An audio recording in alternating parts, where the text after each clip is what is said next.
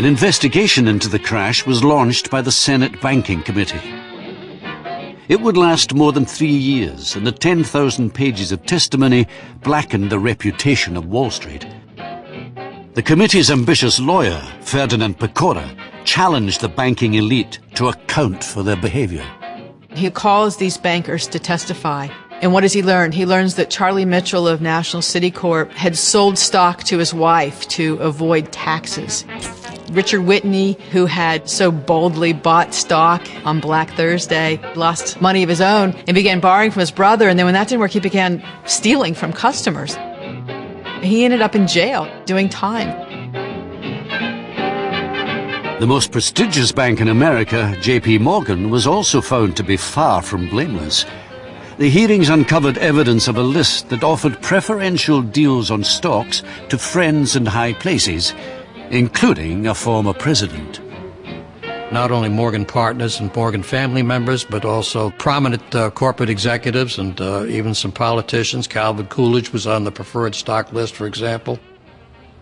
That was a practice that a lot of people felt was wrong. Ferdinand Pecora had a great quote. He said it was shocking disclosures of low standards in high places, which I love because, you could say the same thing today.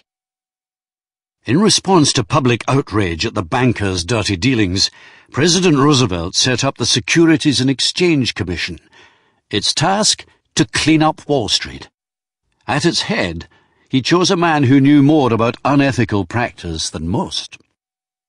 President Roosevelt, when he introduced the Securities and Exchange Commission to regulate Wall Street, named his old friend and supporter Joe Kennedy to be the first chairman. And that's putting the fox in the chicken coop.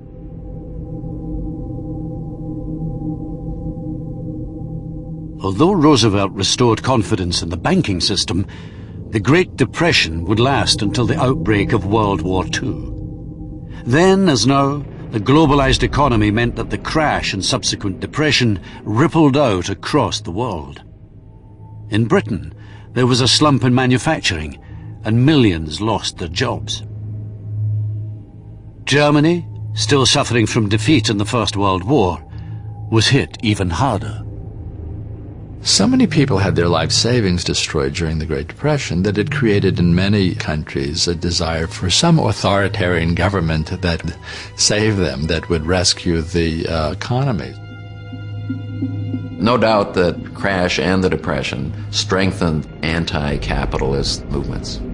The communists had taken over in Russia, and there were rising fascist movements. Mussolini was already in power in Italy, and Hitler's political base was growing in Germany. And when American-style free market capitalism suffered from this Wall Street crash followed by a depression, it just strengthened those people who wanted to say, there's a better way. While communism and fascism prospered, many nations put up barriers to prevent free trade and turned inwards in an attempt to save their economies. Economic nationalism led to trade wars and later World War.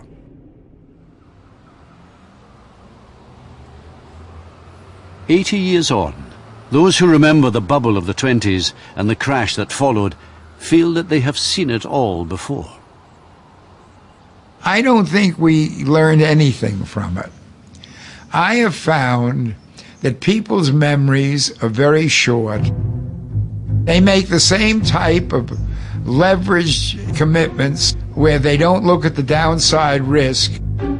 You have a lot of cheap credit in the 1920s. Now we've had cheap credit and people have speculated in houses, and now the housing bubble has collapsed. You have a heavily leveraged American consumer. He's in debt up to his eyeballs, and he can't sustain that debt. The subprime mortgage crisis is a symptom of that. In the 80s and 90s, faith in the free market had revived, and as optimism returned, many of the financial regulations which Roosevelt had introduced were felt to be outdated and were slowly dismantled. Yet again, a lightly regulated market allowed speculation to grow unchecked. We are now reaping the whirlwind of that deregulation. And in that sense, we're in exactly the same position as people were in 1929 when the government turned a blind eye to what was going on in the financial world.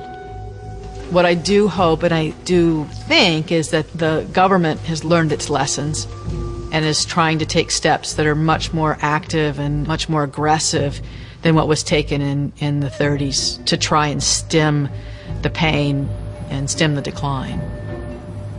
The hope is that such steps will work, but the lessons from the crash of 1929 are that history repeats itself, that human folly and greed are much stronger forces in financial affairs than reason and restraint.